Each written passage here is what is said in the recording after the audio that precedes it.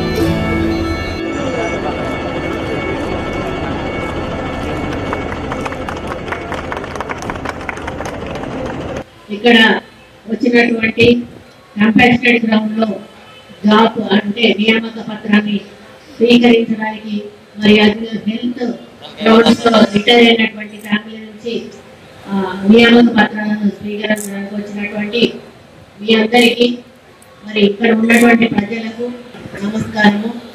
చాలా వివరంగా ఆర్ఎం గారు మరి బస్సుల యొక్క ఇప్పుడు నడుస్తున్న విధానాన్ని మరి ఏ విధంగా లాభం పొందుతా ఉన్నారు ప్రజలు అనేది వారు వివరంగా చెప్పడం జరిగింది.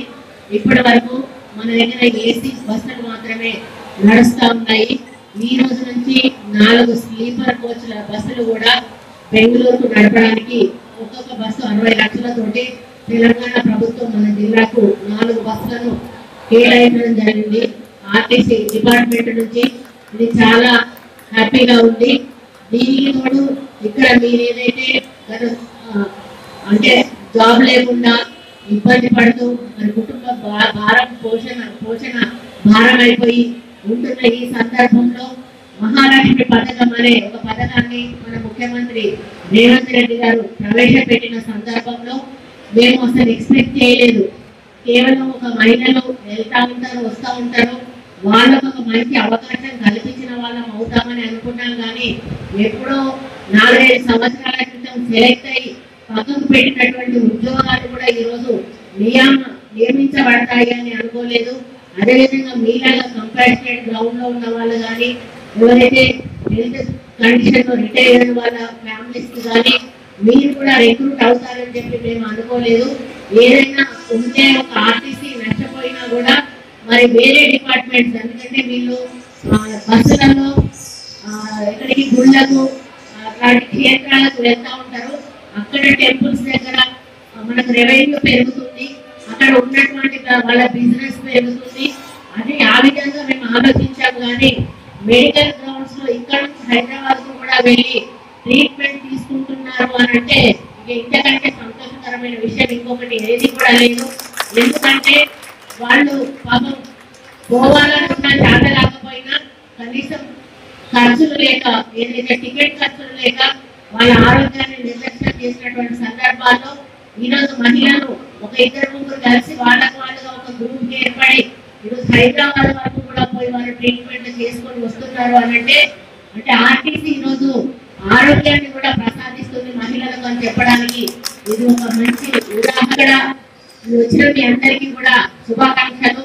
మీరు కూడా ఎంతో కాలంగా మరి మాకు ఏదైనా వస్తుందా రాదా మేము బ్రతకడానికి, మా కుటుంబాన్ని పోషించుకోవడానికి అని ఆలోచిస్తున్న తరుణంలో ఈ ఉద్యోగ నియామకాలు ఈ మహాలక్ష్మి పథకం ద్వారానే రావడం, దాంట్లో ఎక్కువ సర్వీసెస్ నడపాల్సిన అవసరం రావడం వలన ఎక్కువ కండక్టర్స్ అవసరం రావడం, ముఖ్యంగా ఈరోజు మన దగ్గర సమ్మక్క సారలమ్మ జాతర ఉండడం వలన బస్సులు ఎక్కువగా నడపాల్సిన అవసరం రావడం, ఇవన్నీ కలిసి వచ్చి ఈరోజు మీకు ఒక ఉద్యోగ భద్రత కూడా రావడం కూడా చాలా హ్యాపీగా ఉంది. కాబట్టి మీ బాధ్యతను మీరు చాలా రెస్పాన్సిబిలిటీగా మరి నిర్వహించి మంచి పేరు తెచ్చుకొని ఆర్టీసీకి కూడా మంచి పేరు తేవాలని ఈ సందర్భంగా విన్నవించుకుంటా ఉన్నాను. మొన్ననే మనం చూసాము, అసలు తెలంగాణ తెచ్చుకున్నదే మనము నిధులు నియామకాల కోసం. కానీ మన ప్రభుత్వం తెలంగాణ వచ్చిన తర్వాత గత ప్రభుత్వం నియామకాల విషయంలో పూర్తిగా నిర్లక్ష్యం చేసింది. టిఎస్ పీసీ నుంచి కూడా అన్ని అవకతవకలు జరిగి అర్హులైన వాళ్ళందరికీ కూడా ఉద్యోగాలు రానటువంటి పరిస్థితి ఉంది. ఏది ద్వారా అయిపోయి కూడా ఉద్యోగాలు రానటువంటి పరిస్థితి ఉంది. కానీ ఈ రోజు మన కాంగ్రెస్ ప్రభుత్వం వచ్చిన తర్వాత రేవంత్ రెడ్డి గారు ఏదైతే మాట ఇచ్చారో దానికి కట్టుబడి ఇప్పటికే ఉద్యోగాల నియామకం చేపట్టడం జరిగింది. దాదాపు 7,000 మంది స్టాఫ్ నర్సుల రిక్రూట్మెంట్ మన ఎల్బీ స్టేడియంలో మొదలు ఇవ్వడం జరిగింది.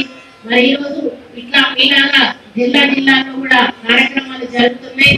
నిన్న ఇంద్రవేణి సభలో కూడా మన ముఖ్యమంత్రి గారు చెప్పారు, రానున్న 15 రోజుల్లో 15,000 మంది మరి కానిస్టేబుల్ నియామకం కూడా మేము చేస్తామని వారు చాలా ఖచ్చితంగా చెప్పారు, కాన్ఫిడెన్స్ తో చెప్పారు.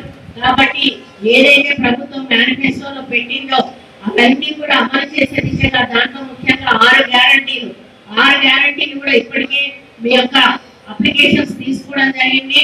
వాటిని కూడా పరిశీలించి అర్హులైన వాళ్ళందరికీ కూడా 6 గ్యారంటీలను అమలు చేసే దిశగా ఇప్పటికే మరి ఉచిత బస్సు సౌకర్యం అయితేనేమి, మరి 5 లక్షలని 10 లక్షలకు ఆరోగ్యశ్రీ పెంపొందించడం అయితేనేమి ఇవన్నీ చేయడం జరిగింది. ఇంకా ఎలక్షన్ నోటిఫికేషన్ లోపు ఇంకొక 2 గ్యారంటీలను కూడా ఈ ప్రభుత్వం అమలు చేయబోతా ఉంది. కాబట్టి మాట తప్పకుండా కాంగ్రెస్ పార్టీ ఏదైతే మేనిఫెస్టోలో పెట్టిందో మా ప్రభుత్వం సోనియా గాంధీ గారి నాయకత్వంలో, రాహుల్ గాంధీ గారి నాయకత్వంలో, ప్రియాంక గాంధీ నాయకత్వంలో 100% అవన్నీ కూడా నిరుపేద ప్రజలకు అందే విధంగా మేము అమలు చేస్తామని తెలియజేసుకుంటూ, మరి ప్రతిపక్షాలు 10 ఏళ్ళు పాలించినా కూడా మరి వాళ్ళకి ఈరోజు ప్రజలు బుద్ధి చెప్పినా కూడా మళ్ళీ ఏదో మాట్లాడి ప్రభుత్వాన్ని బదనాం చేసేటువంటి కార్యక్రమం చేస్తా ఉన్నారు. ఎందుకంటే ఇప్పుడు ఎంపీ ఎలక్షన్స్ ఉన్నాయి. ఎంపీ ఎలక్షన్స్ లో వాళ్ళు ఎంపీని గెలిస్తే బీజేపీ వాళ్ళని నమ్ముకోవచ్చు, అందుకని కాంగ్రెస్ మీద బురద చల్లేటువంటి ప్రయత్నం చేస్తా ఉన్నారు. కానీ ప్రజలకు ఇప్పుడే అర్థమైంది, తెలంగాణ ఇచ్చింది కాంగ్రెస్ పార్టీ, మళ్ళీ కాంగ్రెస్ పార్టీ అధికారంలోకి వస్తేనే మా బతుకులు బాగుపడతాయని. కాబట్టి ఇప్పటికే స్టార్ట్ అయింది మన ప్రభుత్వం వచ్చిన తర్వాత మార్పు. ఇంకా రానున్న రోజుల్లో ప్రజల్లో, నిరుపేదల్లో ఇంకా అభివృద్ధి సంక్షేమ పథకాలు ముందుకు తీసుకెళ్లే దిశగా ఈ ప్రభుత్వం రేవంత్ రెడ్డి గారి నాయకత్వంలో ముందుకెళ్తుందని తెలియజేసుకుంటూ, మరి మీ అందరి ఆశీస్సులు కూడా మొన్న ఎలక్షన్లలో ఏ విధంగానైతే ఇచ్చారో రాబోయే ఎలక్షన్లలో కూడా మీ అందరి ఆశీస్సులు కూడా ఉండాలని కోరుకుంటూ, మరి ఇంత మంచి కార్యక్రమం ఈ రోజు నా చేతుల మీదుగా జరిపే అవకాశం కల్పించినటువంటి మన మంత్రి మరి పొన్నం ప్రభాకర్ గారికి ప్రత్యేక ధన్యవాదాలు తెలియజేసుకుంటూ సెలవు తీసుకుంటాం.